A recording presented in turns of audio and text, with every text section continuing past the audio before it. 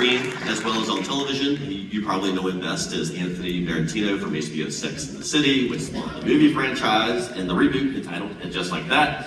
Mario will return to TCM this August to co-host 4 more nights of Summer Under the Stars, and back in October to co-host Creepy Cinema with Ben Mankiewicz. Please welcome a good friend of TCM, Mario Pinto.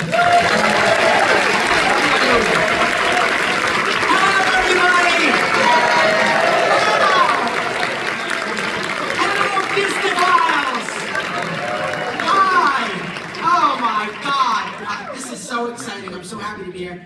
Alice in Wonderland, 1951. This movie is so nuts and interesting. And because you know it was a big bomb at first. You know that, right? And Walt Disney had been trying to do it from the get-go. It was going to be his first feature length. And he kept going, I don't know. And then they finally did it. And it didn't do very well. And then in the 70s, colleges were renting it. In the early 70s, the rentals were like huge. And they were like, wait a minute. Let's like release, and they released it in, I think it was 73, 74, and they kind of promoted it as this kind of subtly, but psychedelic thing. Now they have nothing to be afraid of because everyone's smoking and no one gives a shit. It's legal. So, and they did the same thing with Fantasia too.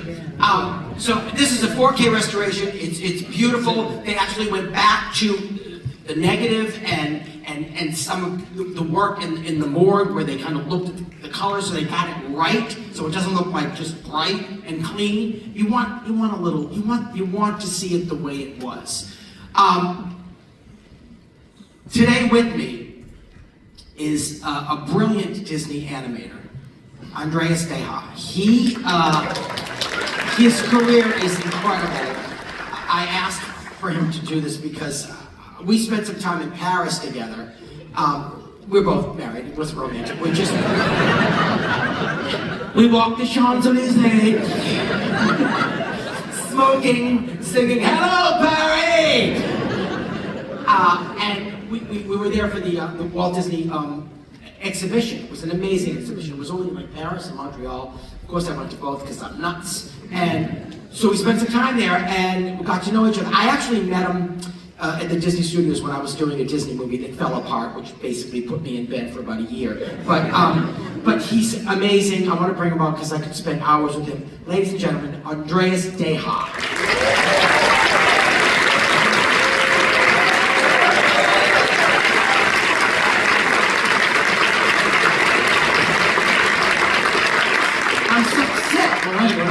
Look, there's coffee and tea. Well, we need it too. Yes, tea. Move down. So, you wrote a letter to the Disney Studios when you were very young. Yeah, I was about 10 years old. I had just seen the Jungle Book, and I wanted to find out. Yeah. I wanted to find out who does this. Well, of course, I know who did this, but I wanted to find out how they made this and whether I could be a part of it later when I'm grown up. So I asked them all these questions in a letter, and they wrote back, and I still have that letter. Yeah, they wrote back, and they said to him, don't draw Mickey Mouse. We'll teach you how to do that. Just go to the zoo, draw animals, learn how. And then this was in Poland, right? No, Germany. Germany. Mm-hmm. Yeah, I just got that letter with those tips, and I thought it's a little confusing for a kid when you find out you have to draw real things to work for Disney, not cartoons. It takes a while for it to click. But then I remember I saw a re-release of Bambi, and I saw this little deer wobbling across the screen, and I thought, yeah, whoever drew this, they had to know where the rib cage is and where the head connects with the body and the knees and all of that. So you have to know anatomy, you have to know the real thing. So then it made sense, and then I did all that. I went to the local zoos and drew all the animals. I think I started life drawing when I was 15, which is nude people. A little early for my parents. Nude people? Really? Yeah, they didn't quite understand, what are you drawing there? I remember bringing my first life drawings home. My dad said, so you had a class and there were like photographs of nude people? I said, no, they were nude people there. So it took a little while to explain that to my family. They actually do that in a gay bar in New York City. They get go-go boys, and the guy's like, yeah! Have a drink, draw a nude. It's all part of it, though. That's good. But, and you got in there like towards the end of the 9 Men reign, kind of, and you got to know all these guys, Ollie Johnson, Ray Thomas. Eric Watterson was the one that kind of brought you in. Yeah, he was the tutor. He was head of the training program at the time. And they already had trainees like John Musker and Ron Clemens, Tim Burton. And so I got taken in by Eric Larson into his training program. And they said something very interesting. They said, after I passed the program, they said, Andreas, we kind of like the way you draw. You already draw very Disney, and you don't have any designs for our new movie, The Black Cauldron. So maybe you can do some sketches for that. But we also want you to meet another young artist who just finished school. He draws a little different than you, but he also has an interesting style, and that was Tim Burton. So I spent my first year at Disney. You were in a cubicle with him, right? And, well, we did have an office. You had an office. But my first year was spending in an office with Tim Burton. But you became a supervising animator pretty quickly. Yeah, It seemed pretty because fast. after that 1 year, Tim left because he wanted to do his own things, and he became Tim Burton, and I stayed and animated on the And Black you became Cauldron. Andreas Deha. Maybe. But then I had a chance to work on some pretty cool films. The first big hit after the Black Cauldron we had was Who Framed Roger Rabbit. I was on that. I just watched that too. It's so brilliant. It's still cool. It's still great. You know, I have a cell, getting back to the Black Cauldron, which I actually love. I have a cell of the Horn King's hands and the Creeper. Right. So I'm His like, sidekick. and yeah, isn't that weird? It's worth something. It's I'm sure. Yeah, I gotta get it restored. It's chipping like my nails. So the Black Cauldron, and then you did. And then the next one was The Little Mermaid, where I did King Triton. He gave him nipples. They called him olive nipples because they had a different color than the rest of the body. I didn't make this up. It's what the crew called Olive nipples? Yeah, that was King Triton. That was his nickname. And then, actually that character is based on my own dad. Not that they have the same people did. But My dad had big nipples too. That's why we're gay. it's all coming out now. Yep. This morning for all of you. No, my dad was also very strict with my older sister Krista when she started dating. And this one sequence, if you remember, where Triton really chews up Ariel, into the surface, you shouldn't do this, and he was being really harsh with her. That was my dad with my sister. And I remember my dad gesturing his big hands, and he would get really close to her. He wouldn't hit her, but he would get really close and scare her. So I used all those gestures on King Triton. So later on, I told my dad, "You are in an animated movie. I used you for King Triton." And my dad didn't know if that was a good thing or not. He was kind of confused by that information. Dad, I painted nudes and now I'm animating your nipples. So wait, then you went on to...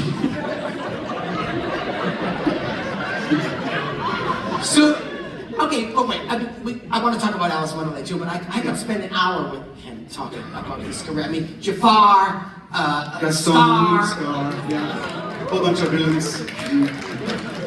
I met him at the Disney Studios. I remember when I met you, we were talking, and I was doing the voice of this character in a movie called American Dog that fell apart, and I was devastated.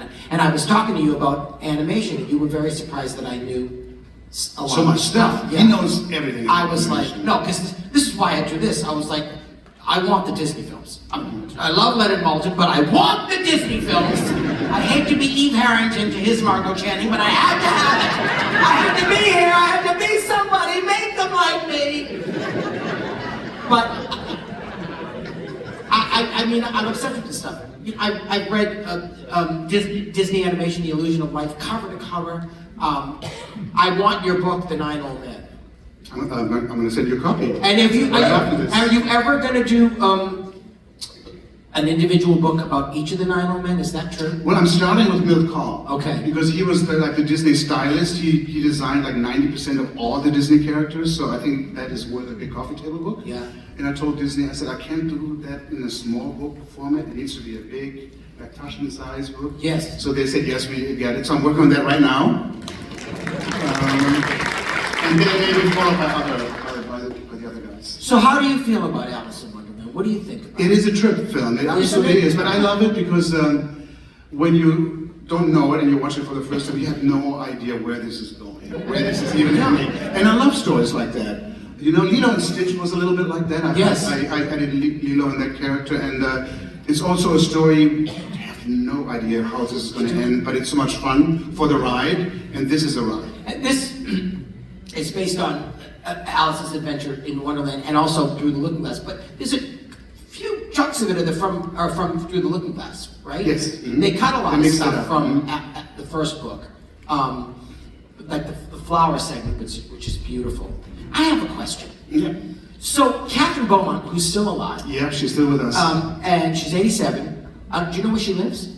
She's in a home in Burbank. Mm-hmm. All right, so she's here in California. Yeah. So she was the live action And the voice. mom and the voice for this. So in this, she's not a great singer. In this, am I right? Like it's kind of on purpose. It's okay, you know. Yeah. It's not great. No, she's not a great singer, and there's a sequence you'll see where she kind of sings and she cracks, and all the flowers like, bitch, you can't sing. They do sing. They really do. You're a weed, get out of here. But what messes me up, and I researched this, I looked into it, I'm like, what? In Peter Pan, when she does Wendy, Yeah. she sings Your Mother and Mine, and she sings it beautifully. Is that her? Do you know? Does anybody know? As far as I know. What? It's not. She fought. Who is it? It's not Rosemary Clooney. Who is it? Judy Garland. It's Judy Garland.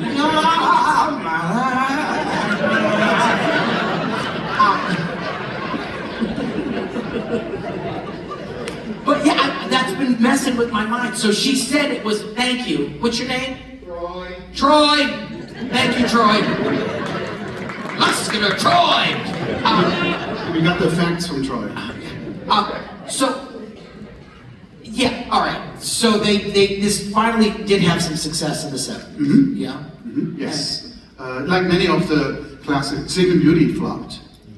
Pinocchio flopped the first time. Bambi flopped. They all I don't even know How? how that studio stayed alive. I don't either. After all these, I mean, Walt's brother Roy, he must have been. Oh, he was a genius to Yeah. get money for the next film. But they drove each other nuts because Walt was like, let's just do this. And Roy was like, we don't have the money.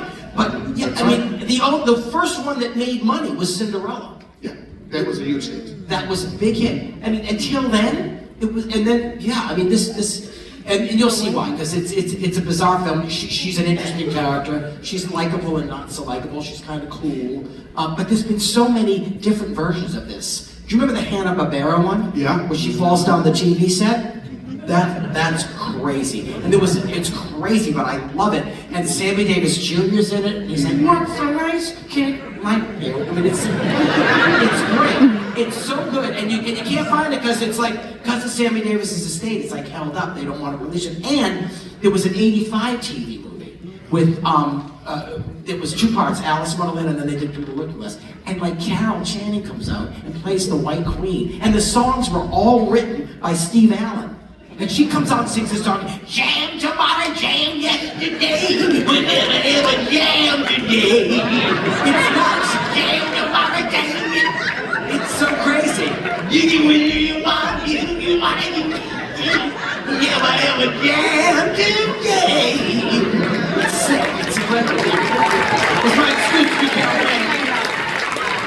But it seems like every 10 years there's a new Alice film coming out. Because even Tim Burton did a film. He did. He did. I mean, it's been in their canon for a long time. But like I said, he wanted to do it as his first feature, right? Mm-hmm. And then he kept kind of going, no, and then they finally did it. And I don't think he was incredibly happy with the movie. I don't think so either. Yeah. You know, well, Tim is sort of his own guy, and things have to go his way. And sometimes when you work within a big team, that can be tricky. Yeah. What's your favorite segment in this movie? What's my favorite segment in this one? I love the Tea Party. Yeah. And when you improvise some. maybe the Tea Party is my favorite. Yeah, segment. and he improvised some of that. And Yes. and he couldn't recreate it for the recording because he was improvising live action, and then they took that the recording of the live action and they mastered it so it sounded So they right. can use it, yeah. Mhm. And I like the flower sequence. That one too. That's great. Because the whole fact that she can't sing, but they Yeah. know it is Oh, yeah. hilarious. Yeah. It's very, very funny. You'll see. It's gonna get a big laugh because I've already said it. All right, we gotta go. They're flashing us. Andreas, I could spend hours with you and talk about your career and just your opinions on everything. I think you're a brilliant, brilliant man. Brilliant. Your work through the years at Disney, you helped resurrect Disney animation in a very, very big way.